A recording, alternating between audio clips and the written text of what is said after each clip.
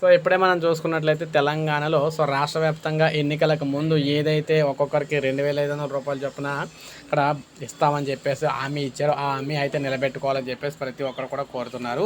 రాష్ట్ర వ్యాప్తంగా తెలంగాణ మహిళలందరూ కూడా ఈ హామీని అయితే నిలబెట్టుకోవాలని చెప్పేసి కోరుతూ ఉన్నారన్నమాట. గతంలో కూడా ప్రధాని మోడీ గారు ఏదైతే జన్ధన్ అకౌంట్లు ఉన్న వారందరూ కూడా సాయం చేస్తామని చెప్పేసి వారు కూడా పట్టించుకోలేదు. అయితే ఇప్పుడు మనకి తెలంగాణలో చూసుకున్నట్లయితే కాంగ్రెస్ అధికారంలోకి వచ్చిన తర్వాత ఒక్కొక్కరికి 2,500 రూపాయలు అయితే ఇస్తామని చెప్పారు. దానికి సంబంధించి మనకి అప్లికేషన్లు కూడా తీసుకోవడం అయితే జరిగిందనమాట.